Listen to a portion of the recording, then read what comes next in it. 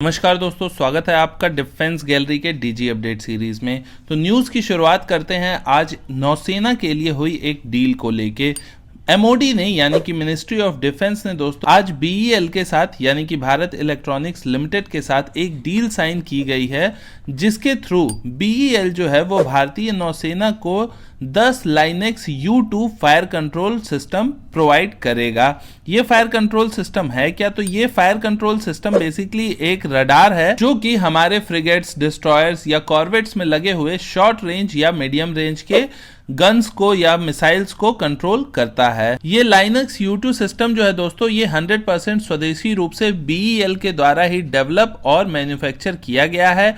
और ये सिस्टम जो है बेसिकली ये किसी भी तरह के टारगेट को ट्रैक करने में और उसको इंगेज करने में मदद करता है। ये जो हमारे सिस्टम्स जो होते हैं, चाहे वो कोई कॉर्वेट हो, फ्रिगेट हो या फिर डिस्ट्रॉयर हो, उसमें लगे हुए जो वेपन्स होते हैं जो कि शॉर्ट रेंज या मीडियम रेंज में काम करते हैं, जैसे कि AK-176 है या A-190 है या फिर AK-630 है, इस तरह के जितने भी वेपन्स होते हैं शॉर्ट रेंज में काम करने वाले, उन सब को काम यही करवाता है। यानी कि इसके थ्रू ये सारे वेपन चलाए जाते हैं, इसीलिए इसे फायर कंट्रोल सिस्टम कहा जाता है। ये जो सिस्टम है दोस्तों, इसके पुराने कई सारे वर्जन्स है और भारतीय सेना इसे पिछले 20 साल से उपयोग कर रही है।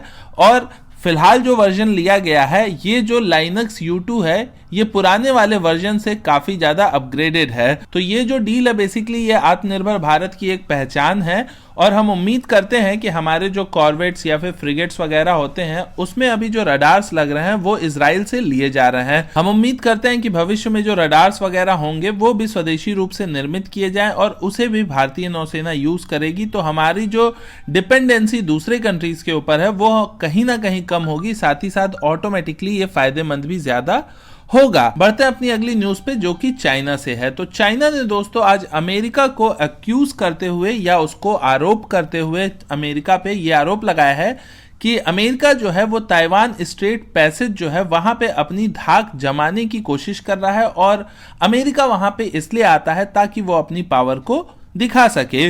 अमेरिका ने क्या किया है? तो अमेरिका ने बेसिकली थर्सडे के दिन दोस्तों अपने USS जॉन एस मैकेन और USS कर्टिस विल्बुर, ये दो अपने गाइडेड मिसाइल डिस्ट्रॉयर के साथ जो ताइवान स्ट्रेट का पैसेज है वहां से गुजरे हैं अमेरिका के ये दो डिस्ट्रॉयर्स। तो इसकी वजह से वहां पे चाइना को डिस्टरबेंस हो जाता है, क्योंकि ताइवान जो है आप समझिए उसको अमेरिका ने काफी हद तक प्रोटेक्ट करके रखा हुआ है। अमेरिकन फोर्सेज हमेशा मौजूद रहती हैं समंदर में। वहां पे अमेरिका का कहना यहाँ पे ये रहता है हमेशा कि हमारी नेवी जो काम करती है वो इंटरनेशनल वाटर में करती है, लेकिन चाइना का क्लेम तो अलग ही दुनिया का रहता है। तो चाइना को लगता है ऐसा कि वो जो ताइवान स्टेट है वो तो उन्हीं का है, क्योंकि ताइवान उनका है, तो इसलिए वो अलाउ नहीं करना चाहते अमेरिका को। लेकिन अफसोस की बात यह है कि चाइना यहाँ पे कुछ कर भी नहीं पाता है।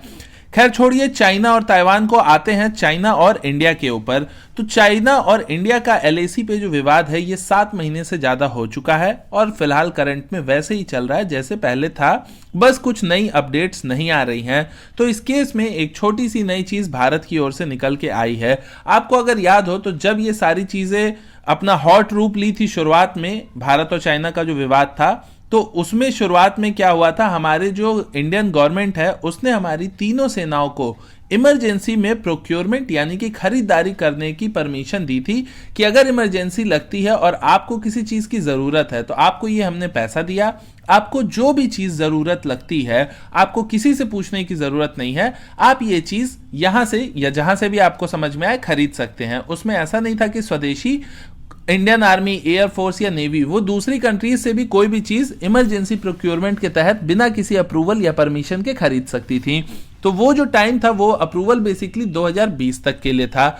लेकिन यहाँ पे इंडियन गवर्नमेंट ने एक अच्छा स्टेप लेते हुए ये जो परमिशन है इसको 3 महीने के लिए और बढ़ा दिया गया है, क्योंकि आज 1 जनवरी है तो ये जो परमिशन थी ये तो पिछले साल खत्म हो गई, यानी कि कल के डेट में। तो इसलिए एक नई शुरुआत करते हुए 3 महीने की एक्स्ट्रा परमिशन दी गई है। यानी कि आप ये समझ सकते हैं कि इंडियन गवर्नमेंट को भी ये पूरा भरोसा है कि 3 महीने और ये सारी सिचुएशन ऐसी ही रहने वाली है। हालांकि इसी बीच ये भी न्यूज आ रही है कि 9th राउंड की जो कमांडर लेवल की टॉक्स है भारत और चाइना के बीच में, ये भी होने वाली है। लेकिन इस तरह की 8 टॉक्स हो चुकी हैं या 8 मीटिंग्स हो चुकी हैं पहले, और वो अभी तक टोटली लगभग आप कह सकते हैं बेबुनियाद रही या उसमें कोई रिजल्ट नहीं आया। तो इसलिए ये इमरजेंसी ऑर्डर जो दिए गए हैं ये काफी ज्यादा इंपॉर्टेंट यहाँ पे हो जाते हैं। अगली न्यूज भी चाइना से ही है। तो चाइना ने दोस्तों तिब्बत आपको पता है कि अरुणाचल प्रदेश से बिल्कुल लगा हुआ एरिया है। तो चाइना ने तिब्बत रीजन में 2 सिटीज, जो तिब्बत का ऑटोनोमस तिब्बत वाला पार्ट है उसका मेन शहर है लहासा, तो लहासा से निंगची को कनेक्ट करने वाला जो एरिया है उस पे चाइना ने रेलवे लाइन के प्रोजेक्ट को कंप्लीट कर लिया है। ये जो निंगची वाला एरिया है दोस्तों, ये भारत का जो अरुणाचल का बॉर्डर है वहां से काफी ज्यादा करीब है, और ये रेलवे लाइन के प्रोजेक्ट के कंप्लीट होने का मतलब ये है कि इस लोकेशन पे जो निंगची वाला एरिया है तिब्बत का, यहां पे चाइना अपने ट्रूप्स को या फिर साजो सामान को सब कुछ वो काफी इजी तरीके से पहुंचा सकता है, क्योंकि वहां पे रेलवे लाइन बिछ चुकी है। तो रेलवे लाइन का मतलब ही यही होता है कि उस एरिया में आपकी एक्सेसिबिलिटी अच्छी हो जाए, जो कि चाइना ने कर लिया है। और ये जो रेलवे लाइन के प्रोजेक्ट हैं, इसी तरह बाकी सारी चीजें करके भी जो तिब्बत का ऑटोनोमस रीजन है वो सिर्फ नाम का ही ऑटोनोमस रीजन है, लेकिन चाइना ने उस तिब्बत के ऑटोनोमस रीजन को भी पूरा का पूरा चाइना बना दिया है। तो उम्मीद करता हूं भारत की भी नजर होगी। और भारत की नजर क्या, आप देखिए कि वहां पे जैसे चाइना ने ये चीजें की हैं तो मैंने आपको न्यूज बता दी, लेकिन जब भारत ये सारी चीजें कर रहा है तो चाइना को बुरा लग रहा है। और चाइना जो LAC पे बैठा हुआ है उसका मेन रीजन ही यहीं से शुरू होता है कि चाइना को ऐसा लग रहा है कि इंडिया की पॉलिसी काफी ज्यादा अग्रेसिव हो गई है। इंडिया लद्दाख में बॉर्डर एरियाज के पास जो अपने कंस्ट्रक्शन का काम है उसको बहुत ज्यादा बढ़ा रहा है। अटल टनल के ऊपर भी इसीलिए चाइना ने कमेंट किया था। तो चाइना भी नजर रखे रहता है कि इंडिया क्या कर रहा है, और ऑब्वियस है इंडिया भी नजर रखता ही है। बढ़ते हैं अगली न्यूज पे जो कि अर्मेनिया से है। तो अर्मेनिया ने दोस्तों एक बैन लगाया हुआ था 20 अक्टूबर 2020 के दिन। अर्मेनिया ने तुर्की से आने वाले चीजों पे बैन लगा दिया था, लेकिन वो जो बैन लगा था वो इंस्टेंट नहीं था। उसकी शुरुआत जो होनी थी वो 1 जनवरी 2021 से होनी थी। तो उस बैन के डेट की शुरुआत अब हो चुकी है इस साल में, यानी कि अब इस साल से 1 जनवरी से लेके अगले 6 महीने तक यानी कि जून तक तुर्की से आने वाले सामान जो अर्मेनिया में होंगे वो बंद हो जाएंगे। लेकिन यहाँ पे जो बहुत ज्यादा इंपॉर्टेंट चीजें हैं, यानी कि समझिए जिसके बिना अर्मेनिया का काम नहीं चलेगा, तो उन सारी चीजों को बैन नहीं किया गया है, पर बहुत सारी और मेजर चीजों को अर्मेनिया ने फिलहाल बैन करके रखा हुआ है। बढ़ते अगली न्यूज पे जो कि जापान से है, और ये काफी इंपॉर्टेंट न्यूज है। जापान भी दोस्तों जो चाइना का अग्रेशन है उससे काफी ज्यादा परेशान रहता है, और इसी के तहत जापान जो है अपने फोर्सेस को काफी ज्यादा स्ट्रांग करता जा रहा है, जिसकी वजह से उसकी जो अमेरिका पे या अमेरिकन मिलिट्री नेवी पे जो डिपेंडेंसी है वो कम हो सके। तो जापान खुद से ही सेल्फ रिलायंट होने की पूरी तरीके से कोशिश कर रहा है, और इसी फेज में जापान ने आज अपने एक प्रोजेक्ट का अनाउंसमेंट किया है। ये प्रोजेक्ट जापान की 2 काफी फेमस कंपनी सुबारू और मित्सुबिशी मिलकर करेंगी, और इस प्रोजेक्ट के थ्रू जापान का ये एम है कि जापान एक अनमैन्ड फाइटर जेट को 2035 तक बना सके। आपने ठीक सुना, अनमैन्ड फाइटर जेट, ना कि कंप्लीटली ड्रोन। ड्रोन्स तो काफी आम चीजें हो गई हैं, जो कि ऐसे ड्रोन जो कि आप देखते हैं कि एयर टू ग्राउंड अटैक कर सकती हैं, उसमें उनकी कैपेबिलिटी कहीं ना कहीं लिमिटेड होती है, वो एयर टू एयर फाइट नहीं कर सकती हैं, उन्हें मारना इजी होता है। लेकिन जापान जो ड्रोन की बात कर रहा है, या आप कहिए अनमैन्ड फाइटर जेट की बात कर रहा है, ये कुछ उस तरह का फाइटर जेट होगा जो कि आज के समय में ऑलरेडी सारी एयरफोर्स, हर देश की एयरफोर्स उड़ाती हैं। तो इस तरह का फाइटर जेट जैसे एक इंसान उसमें बैठ के कंट्रोल करता है, उस तरह का फाइटर जेट जापान बनाने को कोशिश कर रहा है, जो कि ड्रोन की तरह काम करेगा। इसमें बेसिकली 2 तरह के प्रोजेक्ट पे जापान काम करेगा। एक ड्रोन ऐसा होगा जो कि किसी फाइटर जेट के साथ लिंक कर दिया जाए, और उस फाइटर जेट में कोई पर्सन बैठा हो और वो अकेले आसमान में उड़ रहे जितने भी ड्रोन हैं उनको कंट्रोल कर सके। और दूसरा ड्रोन ऐसा जापान बनाना चाह रहा है जिसे कि पूरी तरीके से जमीन से कंट्रोल किया जा सके। तो ये 2 तरीके का ड्रोन होगा। हालांकि आइडिया सुनने में काफी अच्छा लगता है। ऐसे में क्या होगा कि एक फाइटर जेट और एक ही पायलट होगा, और उसके साथ पूरी मशीनों की टीम होगी जिसके थ्रू वो दुश्मन पे अटैक कर सकता है। तो ये काफी अच्छा फ्यूचरिस्टिक सोच है जापान का।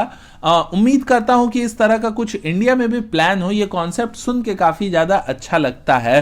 हालांकि ये कॉन्सेप्ट काफी ज्यादा आपने अगर देखा तो अमेरिका का जो बॉम्बर है B-52 कुछ उसके तरह का है, लेकिन क्योंकि वो बॉम्बर है और यहां पे जापान कंप्लीटली फाइटर जेट बनाना चाह रहा है जिसके through air to air, air to ground पूरी तरीके से अटैक किया जा सके, वो पूरी तरीके से एक मतलब ओरिजिनल फाइटर जेट की तरह मैन्यूवरेबल हो, उसकी स्पीड अच्छी हो, इस तरह के फाइटर जेट ड्रोन को बनाने की जापान कोशिश कर रहा है, जो कि एक काफी ज्यादा अच्छी चीज है। और मैंने यहाँ पे जिस अमेरिकन ड्रोन के बारे में बात किया था दोस्तों, वो B-52 नहीं, वो मैं B-21 कहना चाह रहा था। ये अमेरिका का फ्यूचर बॉम्बर है। इसके ऊपर भी मैंने वीडियो बना के रखी हुई है डिटेल में, आपने अगर नहीं देखी तो लिंक आपको आई बटन पे मिल जाएगा, आप वहां से देख सकते हैं। तो उम्मीद करता हूं कि इंडिया से भी ऐसा कोई प्रोजेक्ट का अनाउंस किया जाए जिसमें कि हम एक फाइटर जेट ड्रोन टाइप की कोई चीज बनाए। अभी की वीडियो के लिए इतना ही दोस्तों, मैं मनीष मिलता हूं आपसे अगले वीडियो में, तब तक के लिए आप मुस्कुराते रहिए। नमस्कार, जय हिंद।